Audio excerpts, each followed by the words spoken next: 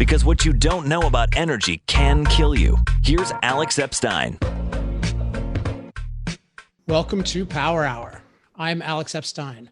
One of my more popular guests of 2020, or one of my favorite guests of 2020, was Dr. Saifedean Ammous, Saifedean Ammous, I pronounced that too quickly, author of the Bitcoin Standard. I've been following his work ever since, and I've been really impressed by how insightful he is about energy, as well as how what he calls fiat, which I think of as the government dictating different aspects of our lives, how that not only negatively affects money, which is his focus, but affects every other realm of life. And he has a new book, and I think he might be even having some sort of Kickstarter for it. So we'll ask him, called the Fiat Standard, which I've been reading and really enjoying. And I think even, whatever you agree or disagree with, it's really fascinating and makes all kinds of claims that are worth exploring. So I thought I'd bring him on to discuss how fiat affects life. Saifedean, welcome back to Power Hour.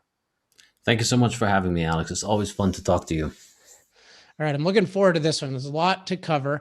First, I want to talk about the state of energy, the energy conversation around Bitcoin. And, one of the things I'm happiest about in this world is that more people seem to be open to my ideas about energy. And, you are one of the people I think whom I've influenced somewhat. And in any case, you're saying really true things about energy, and you seem to be getting traction as well. And yet at the same time, there is this big push against the use of energy, particularly fossil fuel energy and Bitcoin, as exemplified by Elon Musk saying that he's no longer accepting Bitcoin as payment. So can you tell us about the state of the energy conversation and how we're doing?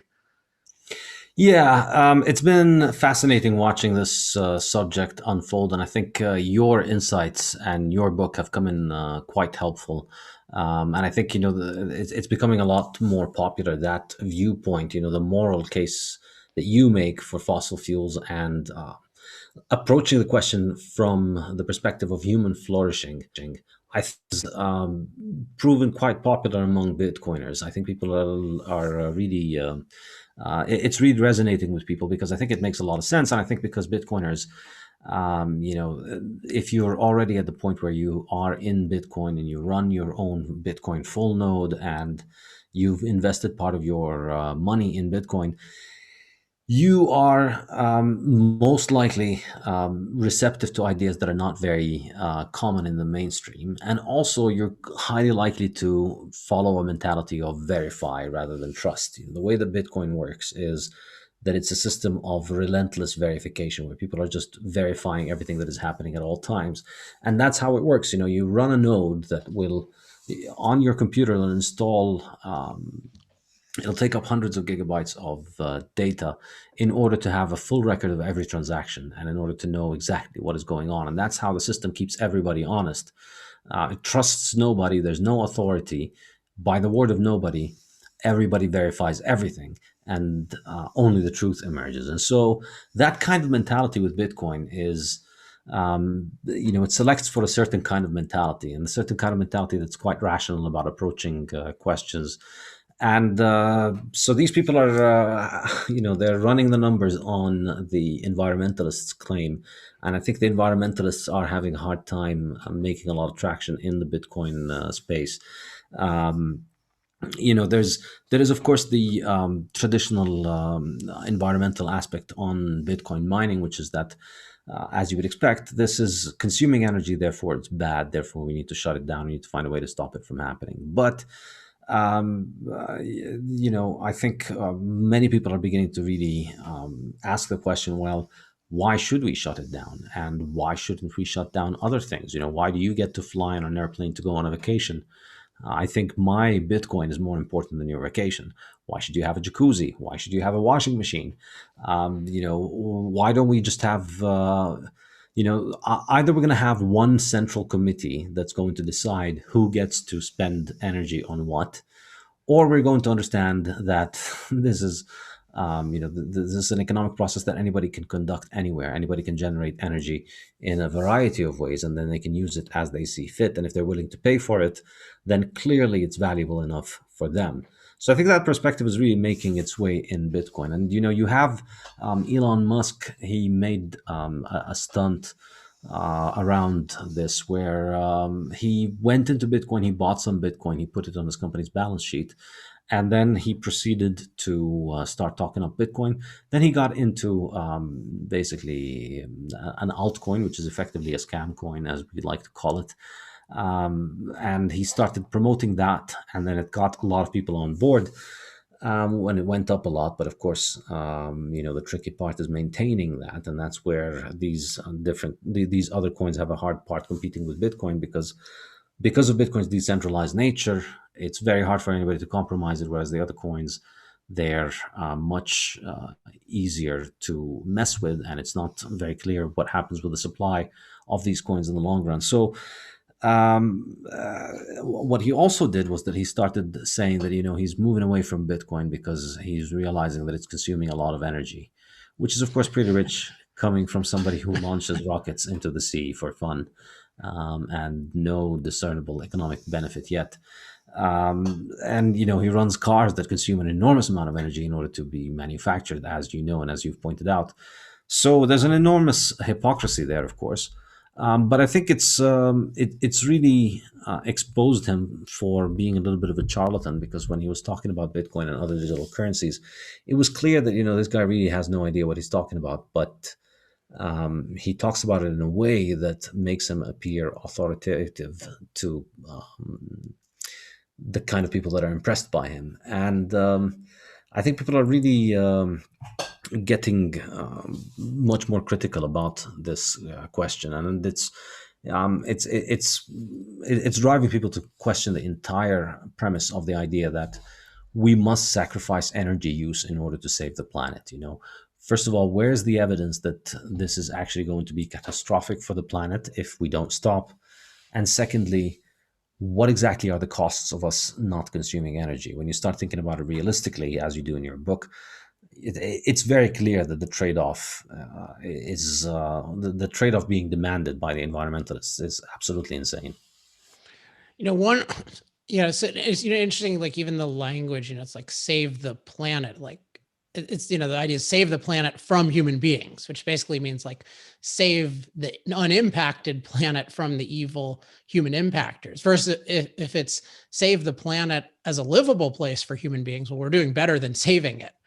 We're improving it dramatically. One thing I've been thinking about lately with regard to the indifference to human flourishing is still nobody talks about billions of people with no energy. Like there's this whole narrative of, okay, a bunch of us seem to be using energy. How can we use less of it? Or how can we substitute it for this thing that may or may not be cost effective? But there's just no concern for billions of people developing. And I think, as I pointed out in Moral Case, like if you take that back 40 years, it's obviously murderous. If you're just saying, oh, all these people in China, all these people in India, they can't use energy to industrialize. And yet that's exactly what if we're saying the world needs less energy in a world where billions are energy starved, we're saying just, worse than genocide. And it's just, one thing I've just noticed, it just shows how philosophical it is.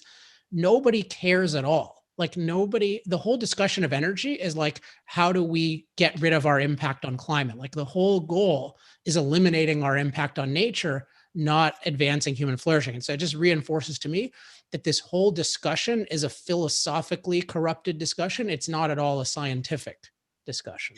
Absolutely, it's very, very true. I think the fundamental premises on which the perspective is based, there's a lot of emotional manipulation, a lot of pictures of polar bears looking sad, and that can pull at people's heartstrings. But the fundamental basis, as you point out in your book, is that what you're saying is that we care about this abstract vision of this virgin Earth that is unpolluted by human beings, more than we care about the survival of human beings.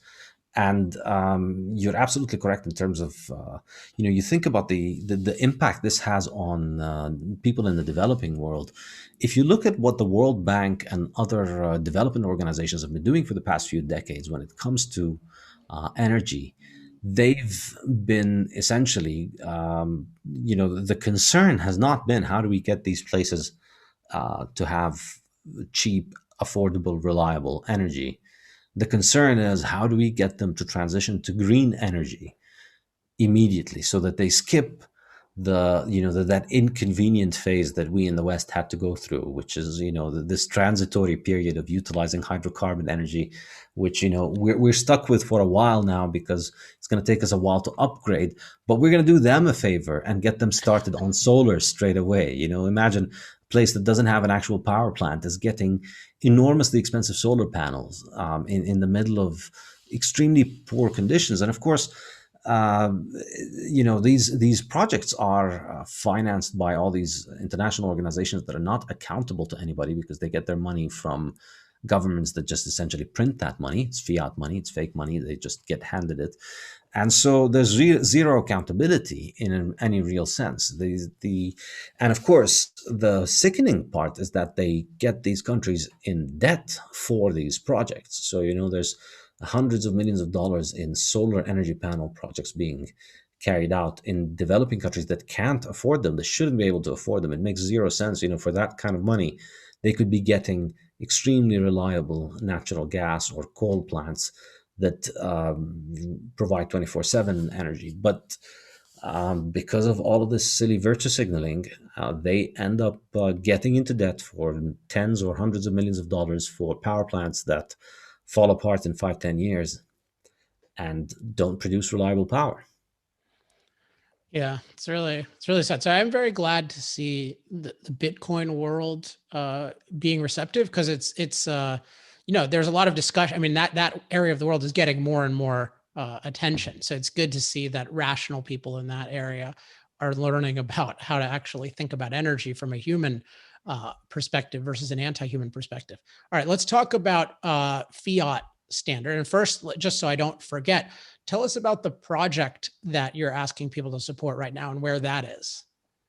Yeah, so I've been working on this book since I published the Bitcoin Standard, which was 3 years ago now, and it's done more or less. It's just going through one last round of editing, and then it's going to be hitting the printers in a couple of months.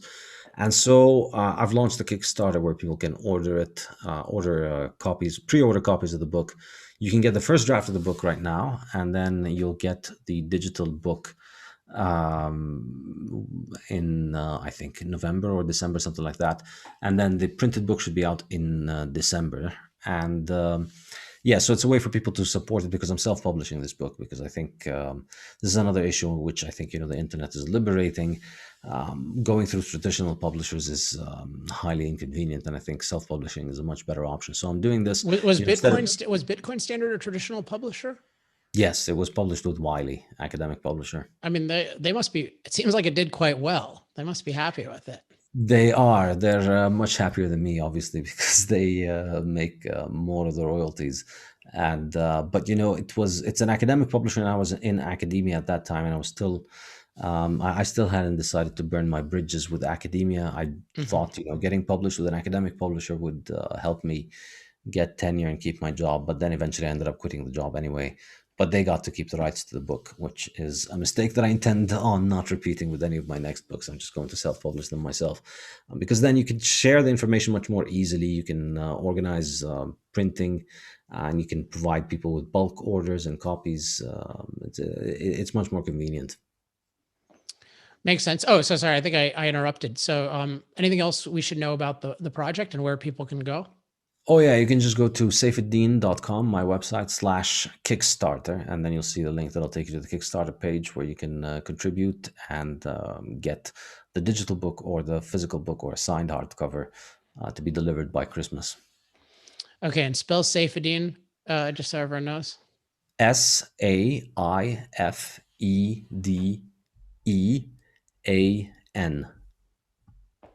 All right.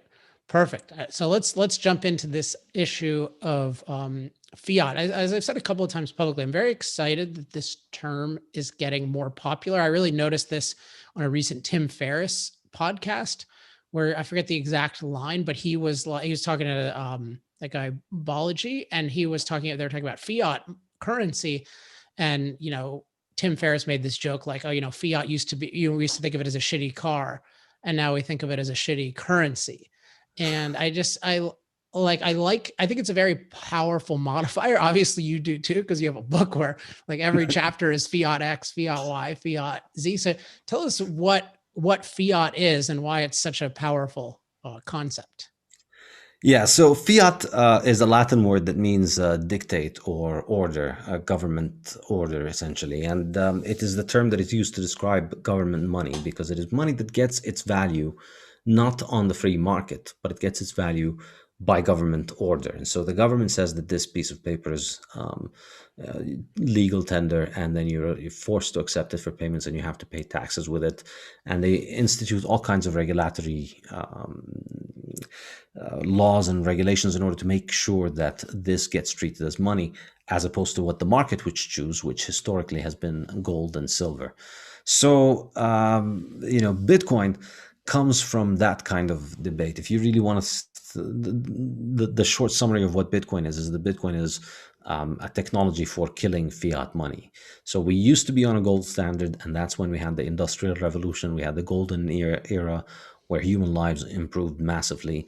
Everything was going great in terms of technological advancement, capital accumulation, global trade, and global capital markets. Money was spreading all over the world. And by the way, we'll talk about education and science also improving dramatically, despite the mythology that it depends on the modern government.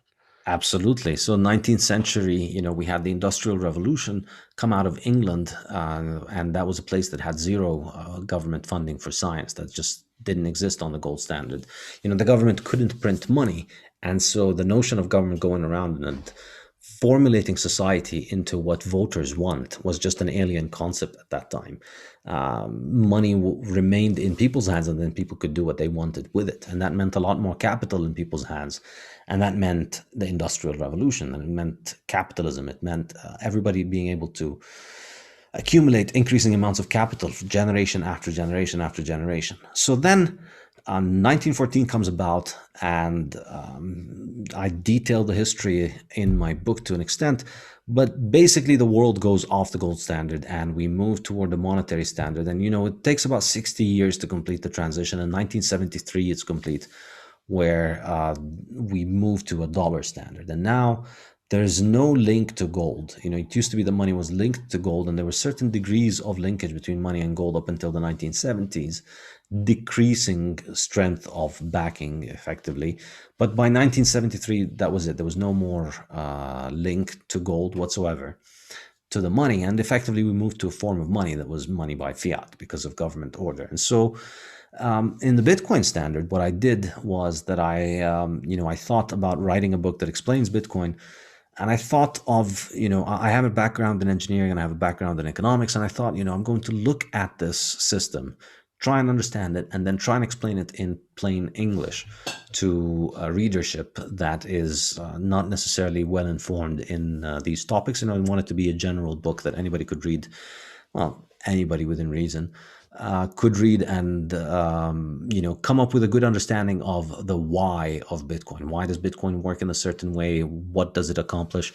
And so it was there was an element of trying to describe a technology, almost like technology writing to the Bitcoin standard. And so for my next book, I decided that I was going to do the same thing with fiat, which you don't think of the current global monetary system as being something you'd write about in that sense, because it emerged through a hodgepodge of political compromises and defaults and governments covering up their tracks and government lies and deception here and there. And we ended up with this strange monster that kicks along today. But I thought, let's describe how does this thing actually function? And then what are the implications of running a society with this monetary system? Because you can think of the monetary system as being like the operating system of your computer. It's one half of every trade is money. And so the way that the money functions will influence every trade. And I discuss this in detail in the Bitcoin standard. And, I make the difference between gold and fiat. And then I dwell on this even more in the fiat standard by getting into detail of many different ways in life in which fiat distorts markets. And one of these is energy, of course. Strongly inspired by your work, I always say. Thank you. So, one theme I want to stress that really comes from my philosophical background is just that, human beings basically survive through generating and acting on good ideas. Like, we have to, like, we don't have instinct to tell us how to flourish. So we need to figure it out. We need to figure out mainly how to create value in the world. And this is a function of the mind. And I think it's important that every activity we do, ultimately, to do it successfully, ultimately depends on the ability to think accurately and come up with good ideas. And I think with money in particular, people don't think of it as like, oh, this is a human creation that can be good or bad. But it really is, as you talk about really well in Bitcoin Standard, it's you're figuring out how to do indirect exchange. So direct exchange is barter, which is inefficient for a million reasons. And so human beings have to figure out, okay, what's a good idea for how I can exchange, philosophical advice for an iPhone. And it's not like there's nothing that's automatically figured out. You have to, people need to be free to do what they think is best. And then that will evolve over time. And I think this is going to be a theme that we see. Like, if for the good ideas to prevail, people have to be free to figure them out and act on them. And then they also have to evolve. And so like something like Bitcoin, you're arguing this is an evolution in money. This has certain attributes that even gold doesn't. And so I want to take that idea, like the importance of, people being free to come up with their own ideas and act on them, to these other areas. And let's start off. And so fiat means like the government dictates that, which means there's no real individual thought. So let's talk about education, because it's considered totally safe for the government to dictate what ideas we are taught from ages K through PhD. And like, this is considered, oh, this is good. What's your perspective on what fiat education does? Yeah, so I think the most important thing in economics is to consider the opportunity cost of everything. And so the world of fiat has spent a century drumming the understanding of opportunity cost out of people's minds by giving them the idea that we live in a world in which government can act with complete command of society's resources at no cost. In other words, if you wanted something, then all you needed to do was to vote for it. And then if you just vote for the right people, then they'll pass a law and then that thing will be true. And if you don't have something, it's only because the bastards in power aren't passing the right laws to give you the things that you want. And it's only a matter of, organizing yourself to get them in power. And so people don't really think of the opportunity cost of most things that they want their government to provide. But what I do in this book is I start with thinking about it as an economic distortion. What happens when you have government commanding and dictating what happens with education? So first of all, at elementary level education, what ends up happening is that you have an enormous amount of money that is being dedicated to this thing we call education. And that ends up being just one giant bureaucracy that has guaranteed income and faces no responsibilities and no accountability in how it functions, because it gets its money by fiat. They don't have to satisfy their customers because the customers aren't the one paying their bills, or they're not paying them directly. They're paying the bills by taxes, and the taxes go to the government, and the government gives it to the bureaucracy. And so, fiat makes you think that it's free, that education is free. But in reality, the resources are being taken from people. And so people are paying for education, and some people are paying more than the rest. But the effect of taking it away from making the people who benefit from it pay for it to the people who provide it is that the people who provide it stop being accountable to the people who benefit, and then they can do whatever they want. And that's basically what you see with education. And that's why, you see that the bureaucracy around public schooling in the US and all over the world, they resist any kind of reform that gives parents choice, because that threatens their cushy, lucrative monopoly position that they have. So you can then extrapolate this onto higher education and then see the impact that it would have on universities. We see the same kind of thing happening in universities, in which the financing of the universities comes predominantly from government research funding. And that sounds, even among many libertarians, this is one of the things that they'll tell you, well, this is this is justified use of government. If you're going to have government do something, that they should be financing research and financing science and financing discovery. And it sounds like it's reasonable. You'd want them, you'd want to have more of that stuff. So let's subsidize it and we'll get more of it. But at what cost? Well, first of all, you're not getting it for free, and all you're doing it is, again, you're turning it from being responsive to the demands of the market, of the people that it's supposed to be serving, and turning it into being responsive to the demands of the bureaucracy financing it, and then making that bureaucracy insulated from free market competition, from having to deliver results. So the result is, you look at universities today, and you see university professors are publishing endless amounts of papers, because the way that academic research is weighed, there's no market that is buying those papers from people based on the value that these papers produced. They're being published in academic journals, and you need to tick boxes where you publish a certain amount of papers in order to get a job at a university. And then the university gets the money based on how much, how many researchers it has who have published how much papers. So the universities have an incentive to have a lot more publications going, because they want to hire more people and they want to get more funding. And the professors have obviously an incentive to get more publications, because that gives them a job. And of course, the academic journal mafia, academic publication mafia, has an enormous incentive to keep producing those things, because these things are a great example of modern slave labor, where the academics work to produce this research, and the academics review it for one another and spend enormous amounts of time producing these things. And they don't get paid by the journals. In fact, many times they actually have to pay the journal to even consider their articles. And then the academic publishers will then sell the journals to the universities at exorbitant prices. And but the whole thing keeps going, because the universities want to get those expensive subscriptions, because when they do it, they get good ratings in the academic publications that issue university ratings. And so it's an entire system that is run on fiat money, because the money is not coming from the consumer.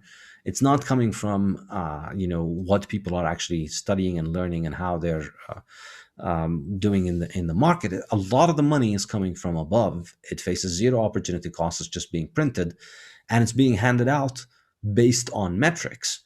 And so all of academia has essentially become how to game those metrics in order to get more of that funding. And everybody agrees everybody else deserves more funding.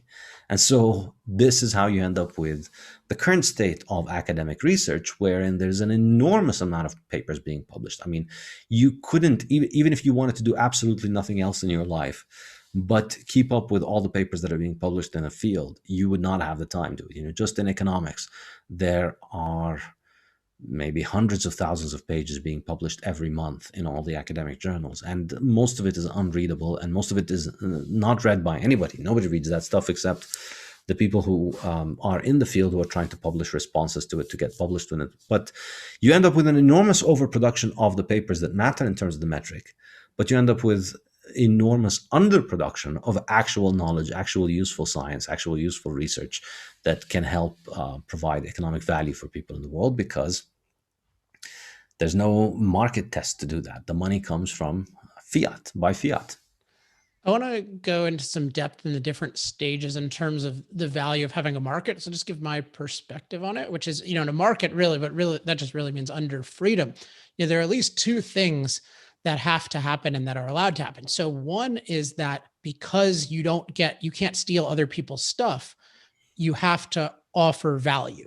Like that's one huge thing. Like when people are free, you actually have to offer value to gain value. And the other is you are free to create value as you judge best. And what I see with fiat is it destroys both of those. It doesn't require you to offer value, and it doesn't allow you to become free to create value. So let's talk about even early education, because my vision, and I'm curious what you think of this, my vision is like in a free society, even with early education, if people really have to pay for it, you have to offer value in a way where you're convincing the parents that this is going to help their child in the long run, and not to succeed in some establishment where the government's just giving away a bunch of money, but like where they actually have to have useful skills. And as I said before, this is a hard thing to figure out. And I imagine it would evolve. So you look at today, and I would imagine that, schools would really have to say, hey, like, this is how it can be like, this is going to be emotionally valuable, but it really has to be like, okay, this is the world we're going to come into. It's really good to be able to do math and to be able to program and these other things. And like, if you go to our school, your kid is going to somehow benefit in a way that will enable them to create value in the future, versus today, it's just the government just randomly decides what an education is. It's completely archaic and was never a good idea the way they do it. And there's no way it's going to evolve if like Bernie Sanders and Joe Biden and Donald Trump are ultimately in charge of what constitutes a good education. So what are your thoughts on this?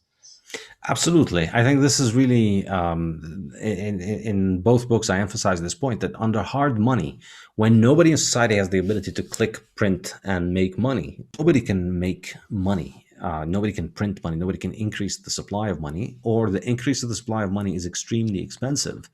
In that kind of system, the vast majority of people end up having to be useful to one another. That's it. That's the way to have nice things. If you want nice things, you go and you give people nice things, and then you get nice things in return. And everybody learns that. Sounds simple. And it is simple and good, and it's great, and it's how all civilizations functioned. And then you break that feedback loop by bringing in a form of money that can be created at will by certain people that are connected to power. And then you break all of that incentive structure. Then suddenly you have generations of people who grow up thinking that wealth is something that you get if you are connected to power. Wealth is something that you get if you manage to vote for the right people, if you manage to get special benefits from government. And culturally, people start, you see this developing over the 20th century, where it got to a point where everybody just feels entitled to everything. That, I was born, give me nice things. Why can't I have nice things? I've already been born. And very little understanding of the fact that, you actually, somebody has to actually work for those things, and people have no reason to give you all of those things. But when government and a lot of the institutions of government can function without having to provide value, well, then a lot of other people start getting that idea.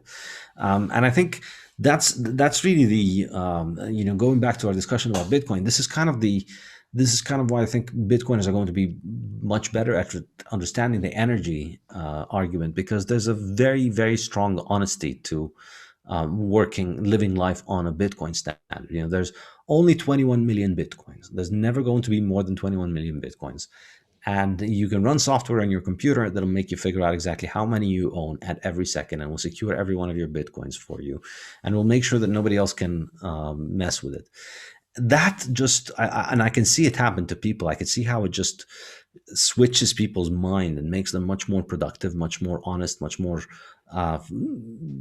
future oriented. I think the key thing is that it lowers people's time preference, and I think it makes them far more honest in the way that they deal with the world. And I think that's I think the amazing promise of Bitcoin, on top of all the technological aspects, is just the social impact that it has. Oh, there's so much more to talk about education. I just want to read a passage, like one of my favorites from your book, just to give people a flavor of it. And I want you to listen to every word, because I think it's very exact, although it's very rough on universities. So if you're inclined to think that modern universities are this infinite source of value, then you might be offended by this. But if you, like, I think both of us have been to elite universities, and you think there's mostly value destruction going on, certainly as far as what's taught, then you might be more sympathetic. So it says, quote, "After a century, it is fair to say Fiat has successfully destroyed the modern university as a center of learning and research, and turned it into a make-work welfare program for nerds, a highly overpriced credential mill, an inescapable debt trap, a country club experience, a political indoctrination camp, and a corporate advertisement agency." So maybe just elaborate a little bit on all of these. I think are true, but the country club experience and political indoctrination camp elements of it. Well, I mean, I think you look at universities because of the amount of financing that they can secure, and because students can secure low credit, low interest rate credit, and this is, of course, the main way in which universities are subsidized, and that's why we have an overproduction of universities and university And the graduates. And price, I so, mean, the prices are just unbelievable. I mean, when I went, it was like yeah, 30K a year all in. And that just seemed completely unbelievable. And now it's got to be like 70 or 80 for if you wanted to go to yeah, Duke. it's a good thing there's no inflation, though. Yeah. Right. Yeah. Yeah, It doesn't go into but the CPI. I don't think college goes into the CPI, the Consumer Price yeah, Index. exactly. But yeah, the prices continue to go up because effectively, you're giving 18-year-olds the chance to get into debt at very lucrative rates. And in a sense, I can understand why it makes sense because the way it works in fiat, like after writing this book, I think one of the most important conclusions I came up with, or maybe the key motivating idea behind this book is to think of the process of mining fiat as being lending. You know, with gold, you have miners who go and dig for it and then refine it, and you have gold coins. With Bitcoin, we have miners who perform very complicated mathematical operations and then get the new coins according to a schedule. But with fiat, the way that it is mined is through the issuance of debt. And so every time you get into debt for anything, somebody is issuing new debt, somebody's making new money. So somebody's getting the chance to have a money printer effectively and bring new dollars into supply. Of course, they're not physical dollars. It's not a literal printer. I mean it figuratively. But new dollars are coming into supply every time a loan is made. And that's why it makes sense for you to take on as much low interest credit as you possibly can. And that's why everybody, as individuals, companies, and governments at all levels, is in debt, because every time you get into debt, somebody can print money. And if you buy your house by paying money cash, nobody gets to print money. Whereas if you buy it by taking on a loan, somebody gets to print money, so you get a better deal on the house. That's why everybody pays their money in cash. But that's why nobody pays cash for a house. Everybody pays in debt. And so, in a sense, when you tell 18-year-olds, here's very low interest rate debt, and go spend 4 years in a fun environment. I mean, it is a good deal. You're going to meet interesting people. You're going to make connections. You're obviously going to learn a thing or two, and your career can take off from that, obviously. But I think think about it in terms of the opportunity cost. If you had that kind of money, you go to an 18-year-old and you tell them, here's $200,000, spend the next 4 years in any industry that you think you want to work in. You want to work in oil and gas, or you want to work in restaurants, or you want to work in TV. Go and get whatever job you can get there.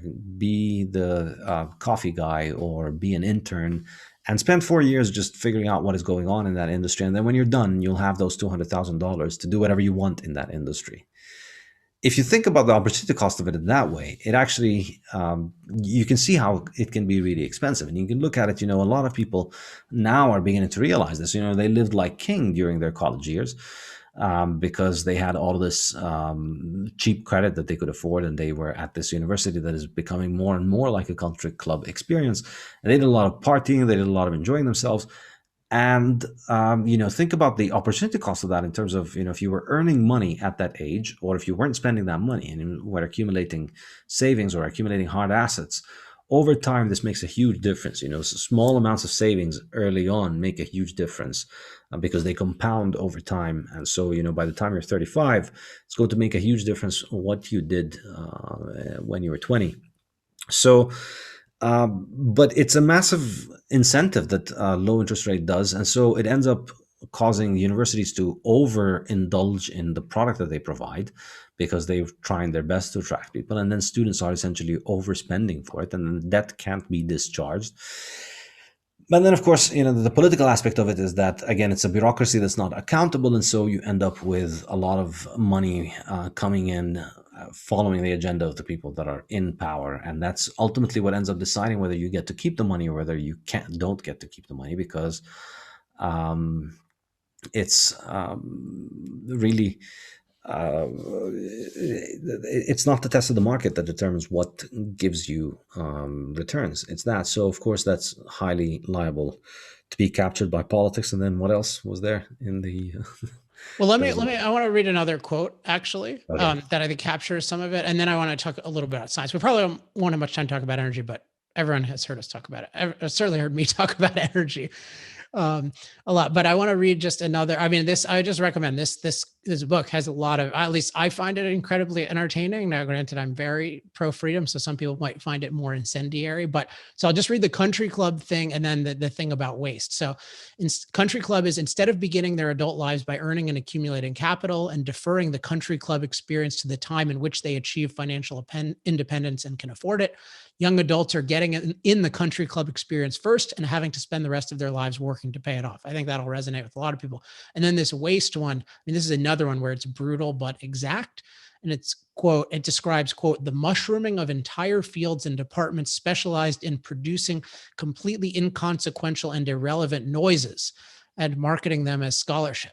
What passes for humanities in the modern university has degenerated into an endless sea of angry grievances and rabid victimology, consisting almost entirely of politically correct platitudes and zero substance, producing heaps of graduates with zero marketable skills and a strong talent for finding ways to take offense at everything. I can't think of a better description than what happens in modern humanities. So yeah, I found that excellent. And now let's talk about science, because there is this conceit, I think, that, oh yeah, well, the humanities are a mess, but science is a dream world, and we've made it so good. So I want to ask first about a topic I think you discussed a little later in the chapter about science, which is, what was science like when it was free? Because people have this idea, oh no, science couldn't happen. We have this awareness that like, oh, there were all these great scientists when we didn't have much government, but nobody ties that to like, oh, you can actually have better science I mean, just think about one thing, like, and then I want to hear your elaboration. But like, I was looking at a picture of physicists from the early 1900s, and it's like all these legends, that you like Bohr and Einstein and Planck and stuff. And I was thinking, if you think about the level of prosperity and productive ability at that time versus now, we should have 10, 20, 30 times more legendary scientists. And yet what legendary scientists do we have? So the fact that like all these legends made all these amazing discoveries and huge progress when government wasn't involved, and now government is involved with, and there's unlimited, not unlimited resources, I shouldn't say that, but there's far more resources, far more time, and far more technology with which to do research. Like, shouldn't that tell us that actually freedom is really good for science? It absolutely should. I think it's fascinating that there's an excellent book by a guy called Terence Keeley. He's written a book called The Economic Laws of Scientific Research, and he's a professor at a private university in England. I think it's the only one, or one of the very few ones that's left. And he's an outstanding thinker, and he's done a lot of research on this. And the most interesting thing he comes up with is he looks at how science was funded during the Industrial Revolution. And guess what? There was no NIH and NSF and all these government funding bodies out there giving money to people so that they could invent the steam engine. It was people in the workshops making those things and improving upon them, and people studying them. But it was there was no public funding of science, and so science was funded by individuals who wanted it. It was funded by enterprise who benefited from it. They financed people to figure out how to build things for them. So there was a lot of practicality because it was embedded in the market, because there wasn't a giant fountain of free money for you to go get some of. If you just write a few papers in a certain way, you had to go out there and give value to people. You had to make an actual engine for people to give you money. And so, that's what stimulated the most important transformative period probably in human history, the Industrial Revolution. It was a free market of ideas and a free market of innovations that was taking place in Britain at that time. And you see Britain's public funding of science only really started in World War I with fiat. And this is, once you get into Bitcoin, you start seeing this, and you can't unsee it. You start seeing it everywhere. That everything bad in history happened around 1914 and 1971. Basically, whatever bad things happened, they came around the time when the Federal Reserve was established, and most countries went off the gold standard and went on to fiat. And then in 1971, when they completely severed the link to gold. And then you see it, like there's a website called What the F Happened in 1971. I've seen that. Do they even answer that? Because it's a fascinating website because it just has I think it just has this list of things. Is there a place where they actually explain it? Because I found it incredibly intriguing the way it was set up. I'm not so sure. I mean, they've done a bunch of podcasts and Oh, they papers. have. I'm sure Okay. they've discussed it. But they have the picture of Nixon there in 1971. Should ring a few bells in people. It's going to be a couple of months. In a couple of months from now, it's going to be a 50-year anniversary of this, August 15th, 1971. When they went off the gold standard. It's quite amazing. You see it in all kinds of metrics in society. You see just all these curves started taking different shapes after 1970 with the inflation. And I think it's also in 1914, there's a lot of that as well. It was a massive transformation of the way that society functions. Science is one of them. And another one was, so I discuss, and I think, in the book, I argue, yeah, it's not just the humanities. In fact, if you look at natural sciences, you'll see a lot of politics involved. And I start off the chapter with looking at food science, nutrition science, which I think is a massive, massive phony disaster. Where basically, and it was motivated to a very large extent by wanting people to eat cheap food so that inflation would be understated in the 1970s. And so dietary guidelines went toward, you should eat all of the cheap industrial stuff that we can mass produce. And government farming policy went toward mass production in order to decrease prices. That was the way that they fought inflation in the 1970s, essentially reducing the quality of the food and reducing its price, and basically convincing people that it was better for you to eat industrial waste than it is to eat meat. Yeah, though that's a big issue. Maybe we should have a full discussion about that sometime. But let's talk about the just what is it, what is your overall view of what it does to the truth of science to, instead of having a free competitive market of scientific ideas where you actually have to offer value versus one where it's a fiat non-market where government dictates everything from on high? And I think it's important to stress, like, all of government, like modern science is overwhelmingly government science. And ultimately it is all decided by politicians and by extension voters. Like, there's no getting around that. So when you hear like, oh, this scientist says, like, that is coming from a process where some, in effect, king dictated what would be explored, how it would be explored, Yeah. what would be publicized, etc. And to be fair, it's not really the democratic voters that are determining this. I mean, these bodies become bureaucracies that are part of government that are quite insulated from democratic politics, and they end up getting captured much more effectively by corporate interests than democratic voters. Because it's a few positions, so if you just give a few people a few jobs, then they'll write the guidelines that you want. But yeah, absolutely. I think the fact that it's not the market that determines what is useful and what is not means that it's a committee that decides by fiat, and that doesn't face market tests for the suitability of the policies that it is following. And so, that's a perfect setting for groupthink. It's a perfect setting for things not to change. It's a way that'll just make it very hard for new ideas to break through, because in order to have a new idea, in order to be able to produce a new idea, you have to be part of the system. In order to get into the system, you have to please people that are in the system who do things in a certain way. So there's no entry and exit process in who gets to determine the science. And I like to use nutrition because it's an unbelievable example, because we've had an overwhelming amount of evidence over the last 50 years about the just the absolutely horrific guidelines that the US government gives to people all over the world. And most countries also follow these guidelines because everybody wants to follow the most updated science, and that comes from Harvard.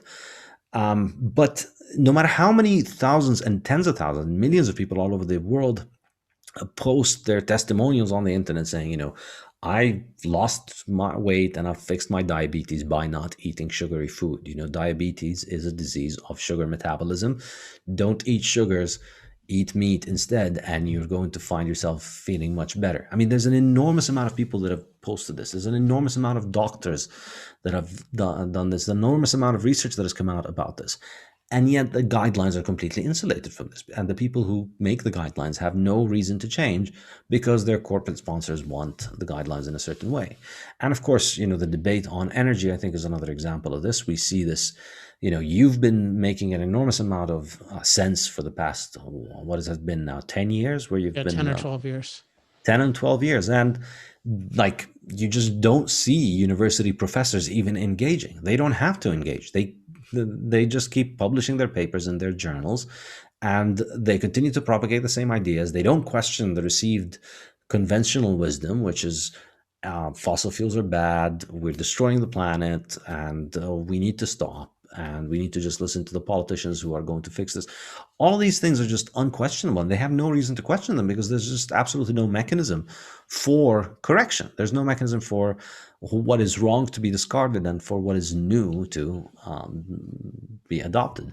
Well, yeah. So let's think about that example. Particularly, let's think about this issue of climate catastrophe or climate apocalypse. I mean, or this issue of what greenhouse gases do. Like, imagine a free society where you would actually in a free society would be very interested, by the way, in evidence that CO2 emissions were problematic. I mean, above all, because people to engage in economic planning would want to know about it. Like, insurance companies would want to know about it, and builders would want to know about it. Like, everyone wanted. So there would be real value to real science, but you would really have to demonstrate to people that on a meaningful time horizon, you can make valuable predictions about climate. So certainly people would pursue it and they would invest in it, but you would have to prove value, and you'd have to prove value in the face of competition. So if somebody like me comes along and says, hey, guess what? We have the ability to master an enormous amount of climate danger, as evidenced by the fact that we've already become 50 times safer from climate, thanks largely to fossil fuel use. Like, given that there's an inordinate burden of proof on any kind of impact from CO2, like it would have to be just a total difference in kind from anything we've ever seen. And oh, by the way, we know CO2 levels have been 10 or 15 times higher, and we know temperatures on the earth have been 25 degrees Fahrenheit warmer. Like, they would have to compete with this. And it would be, what I've found, which is just, you can't really demonstrate anything resembling climate apocalypse or even climate catastrophe. But you look at it would be, I just imagine this competitive market, and we don't have that at all now. You don't have to demonstrate any value except value to politicians, and they're not paying with their own money. So they love a system, or certain of them love a system where scientists, quote unquote, are predicting catastrophe and saying that they need more power. Just imagine a king who had like Michael Mann, I don't know if as his jester, but like as his, scientist, who's like, oh, you need the king to remain in power because he's going to protect you from climate. That basically seems to be our current system, where people are paid to predict catastrophe, where the people who pay them then get power. The people who pay them aren't paying their own money. Do you think that's accurate? Absolutely. And there's an enormous incentive, which I discuss in the book as well, for being hysterical. I mean, if you go and you say, well, let's study temperatures and sea levels, and you conclude, well, temperatures and sea levels are doing what they've always done. It's well within the range of normal variation that humanity has seen. Sea levels, we have pictures, 150-year-old pictures that show that sea levels are pretty much where they were 150 years ago. We have historical records that show very little variation over time. And whatever has happened in industrial times is quite small next to historical standards. Like, if you wrote something like this, you're just basically saying to the financing committee, don't give me more research funding because there's no problem here. The sea levels are fine. But if I go and I write, oh no, the sea levels are rising, we're all going to die, the oceans are going to boil, the sea creatures are all going to die from acidification, and the Arctics are going to become tropical, and Earth is going to be uninhabitable. Oh, tell us more. That's what they're going to say. No, really, we need to protect against this. If this is real, think about it from the perspective of a politician. You have no opportunity cost, and so anything that happens on your watch is going to be used against you. but there's no downside to taking precaution. And so you're not the one paying for it. You're not the one who has to finance all this stuff. So of course you're going to, and you don't have to suppose evil intentions. This is just basic bureaucracy. And if you're the guy financing the science, you want to be on top of it. If the sea levels are really going to rise and flood all of the world's coastal areas and may leave 80% of the world's humans homeless, you'd want to be on top of this. You do want to finance that, and that guy is going to get more funding than the guy who says, no, sea levels are just doing what they always do. So panicking is more likely to get you published. It's more likely to get you funded. And so there's an innate incentive within the system to always panic. And we see this over and over again. And in the work of Patrick Moore, whom I've come to know through your podcast, he talks about this, about just how everybody wants to always panic about everything. There's a lot of money to be made from panicking. And so, and there's no cost to it. And I think we saw this as well during the coronavirus episode, where a lot of people were very brave about sacrificing the livelihood of other people in the sake of precaution. And it was, and I think this is just peak fiat mentality. We've gotten to a point where we had literally a majority of people around the world not understanding the connection between people needing to work and people needing to survive. Let them just starve. It's okay, but that will kill the virus, and that's what's more important now. I just occurred to me as you were saying that the point about panic and hysteria, it's, one thing to make is that in a free market, it's not rewarded. So you think about predictions, like accurate predictions are rewarded in a market. So you think about something like sea levels, like you don't get, like, I'm not going to pay for sea level predictions that are totally wrong just because they scare people, because that's going to make me overbuild. Nor am I going to pay for overly optimistic predictions. I'm going to pay for accurate predictions. The only maybe exception to that is the newspaper. But even there, it's because government's so involved in everything, I think, that we all feel like, oh, it's happening to us and we're going to vote on it. And therefore we feel like, oh, like somebody has an incentive to scare us and then make us vote a certain way. But I hadn't thought of that. But it's like people think of this, oh, there's this innate incentive to catastrophize. But I think it's largely a government incentive. There's actually there's a free incentive to be very, very accurate and not to be overly optimistic or overly pessimistic. I mean, can you imagine like what would happen to Paul Ehrlich in a free prediction market? Like, this is the guy who said England wouldn't exist by like 1990 or something like that. It's crazy. But that maybe should be our final example, that Paul Ehrlich is one of the leading ecologists in the world under fiat education, fiat university, and fiat science. Yet no one in the free market would ever keep this guy. I mean, he would be made to be a janitor or anything where he cannot actually make predictions in a real market with real free science, freedom of science, freedom of education, etc. No, absolutely. You're absolutely correct. I think in a free market, you'd get rewarded enormously if you manage to make accurate predictions about something like this. I think sea level rise is a particularly important one because the vast majority of the world's most valuable real estate is on the seaside, and these people want to find out. But of course, I'm sure, as you know, a lot of the people that are very convinced that the sea levels are rising are also buying, $10 million. It really pisses me off. It really pisses me off because I love living next to the ocean. I would love, like where I am in Laguna Beach, I would love to buy some property if these guys would really act on their ideas and start selling it to me at discount rates. Absolutely, but somehow, you see the insurance industry and you see the billionaires and the millionaires themselves who like to talk about this.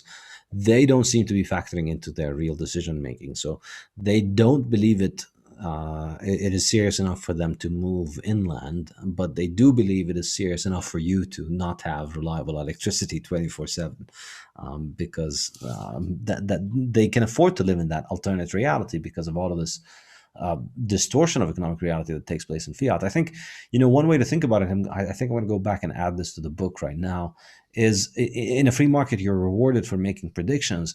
With fiat science, you're rewarded for making models.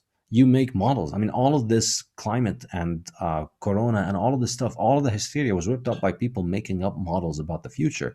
And then nobody goes back to look back and see how the models did, because of course, they're also making 15 models every day, and nobody really cares. But there's zero sense of reality. How accurate were you?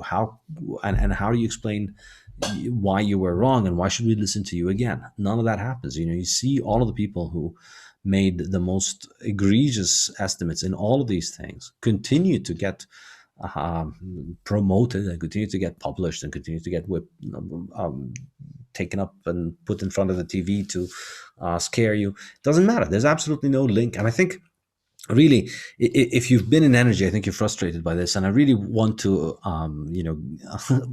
conclude with a message of hope, which is that Bitcoin fixes this. Like, it's really, really important. If you haven't looked into Bitcoin, you should really look into it, because it truly fixes this. It fixes this on so many levels, particularly if you care about energy, because on the one hand, it takes away from government the ability to print money endlessly, and so it takes away from government the ability to distort science and to come up with all of those crazy pseudosciences that we have, driving people insane all over the world. That's one way. But in terms of energy, I think that the amazing thing that Bitcoin does with energy is that it allows it allows people who produce energy people who produce cheap and reliable energy to monetize it anywhere in the world, which I think is an enormously powerful thing, because as you know, the problem with producing electricity is that electricity is expensive to transport. You lose part of the electricity for every mile that you move it, and it's pretty expensive. So a lot of energy can be produced in places that are isolated, but it can't be sold. And so Bitcoin allows you to sell energy wherever you are able to produce it. And if you're able to produce it at a low cost, a few cents per kilowatt hour, under 10, preferably under 5, if you're able to do it, you're going to be profitable and you're going to be able to monetize it. So at a time when we have all of this insane anti-civilization crusade to destroy all the cheap and reliable energy sources we have and replace them with crazy windmills and solar panels. Junk energy, basically. Yeah, fiat energy, fiat fuels, as I call them. We have Bitcoin as a global bounty program for anybody who's got cheap electricity or anywhere. And so if you have an oil field with flared methane, you can hook up a Bitcoin miner. Instead of flaring the methane, you use the methane to run the Bitcoin miners, and you'll turn that methane into Bitcoin. So it's a subsidy for, if you have a power plant that's getting decommissioned because of installing all these renewable things that are taking up some of the capacity, and you want to keep the power plant running until the solar panels fall apart, which is only going to be a few more years. You can keep the power plant running by mining Bitcoin with a lot of that energy. So I think it's going to increase, but it's going to really help save a lot of energy infrastructure around the world by just offering it a lot of Bitcoin. Interesting. So you said you're going to write about models and predictions. So I have one thought about that I want to share just in case it's useful. I like that idea. So if you think about what are the models doing, like a lot of these models, particularly like, let's take something like the coronavirus models or the like climate economics models, which I think are both cases where there is no ability whatsoever to model that with any kind of specificity.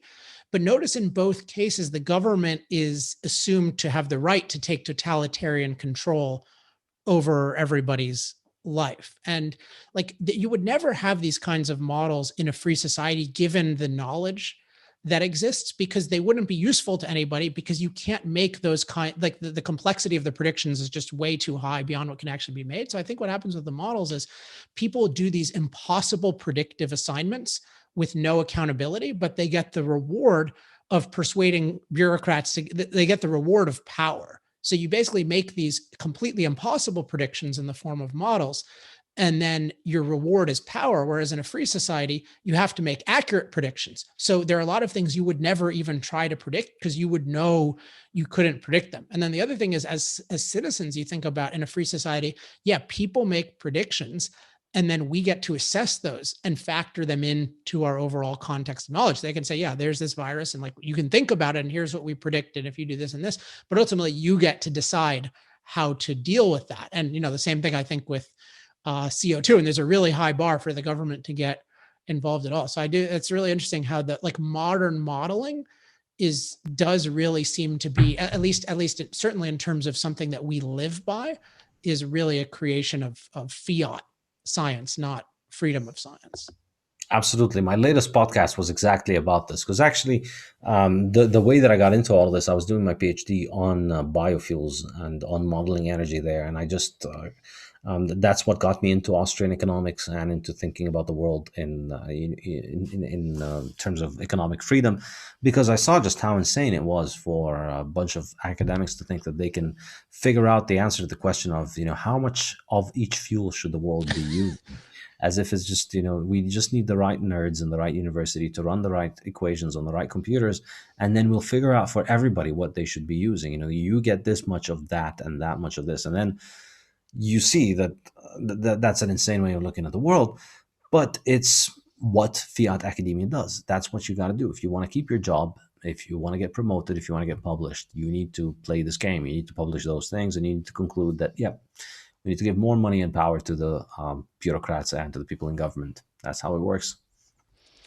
Awesome. Well, we won't take away from your optimistic note earlier, but I just wanted to follow up on that discussion about modeling. So yeah, I think it's an optimistic note that we're getting. I mean, I'm noticing with you and others in energy and in Bitcoin rather, I think we're seeing more rational people, talking about energy. And what I'm noticing in Bitcoin and other places is people, they don't have an answer to the human flourishing based arguments about energy. So they try to ignore it. And then at a certain point, they can't ignore it. I'm even on Twitter where I am, not even that many people, like they'll discover me and then they'll like make some stupid argument, or I don't say stupid, but like they'll make some, like solar is cheaper. Like, don't you know that? Like, or, oh, don't you know that the planet is? I can't believe it's 2021 and you still think that coal is important. Right. It's like the standard kind of platitudes, but then either I refute it or somebody in my circle refutes it. And then they just kind of shut up or they even accept it. And I think like the arguments are so clear in terms of the benefits and side effects of fossil fuels relative to alternatives going forward.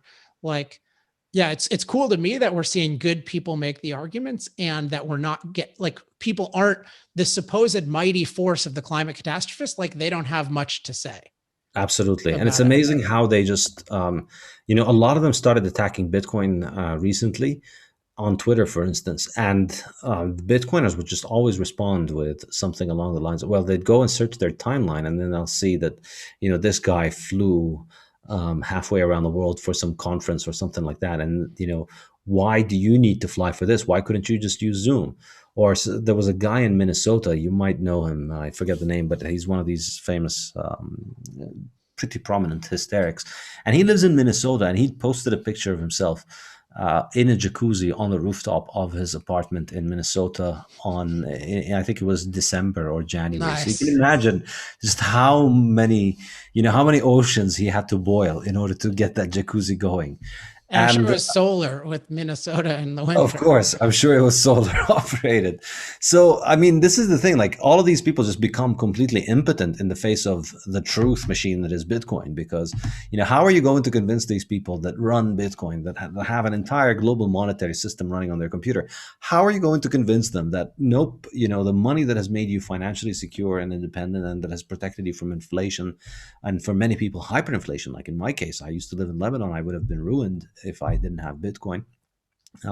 How are you going to convince people that this technology that really saved their lives in many cases is bad, whereas you getting a jacuzzi in Minnesota in January is good? I mean, how does this work? And it's amazing to just see them shirk away. Like they start with these arguments of, I can't believe Bitcoiners, and this is, you're consuming more than one country for your stupid internet money.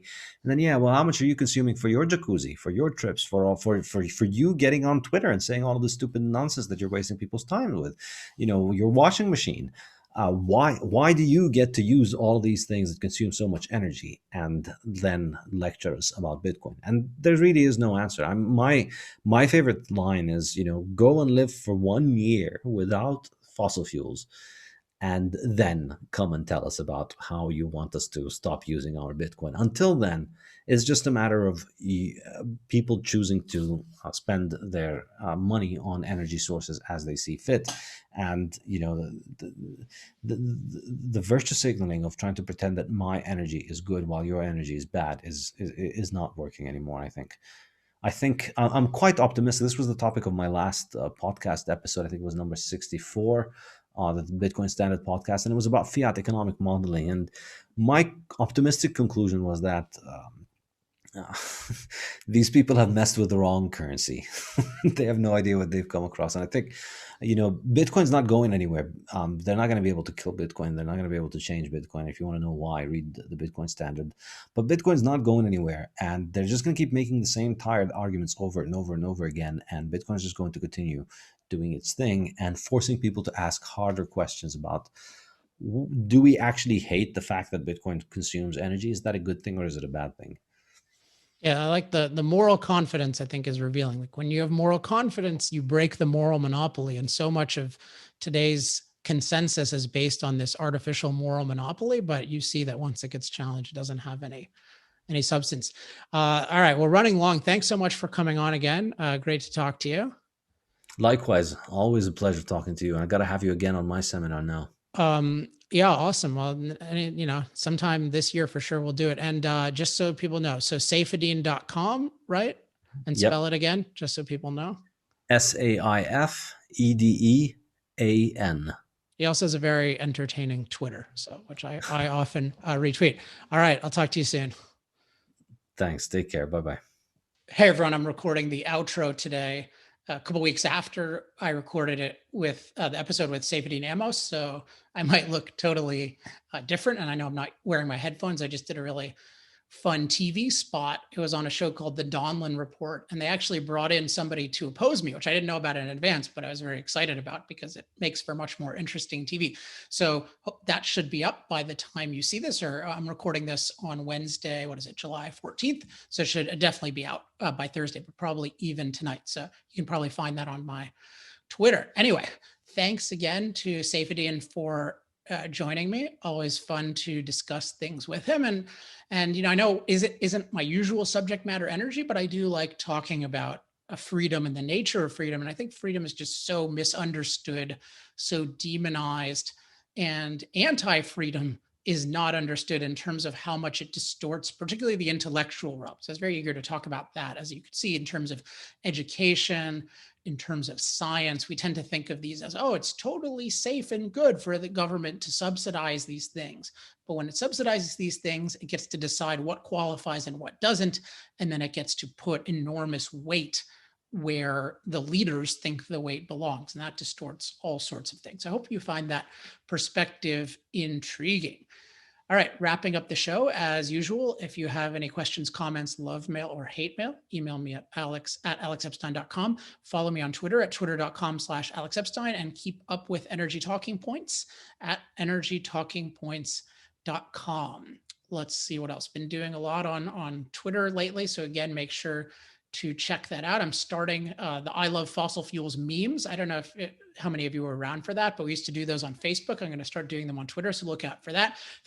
I've been holding some contests in the last couple of months. The last one was responding to a certain cliche that Bernie Sanders had a particular way of spouting about, hey, if we could put a man on the moon 50 years ago, we can sure as hell,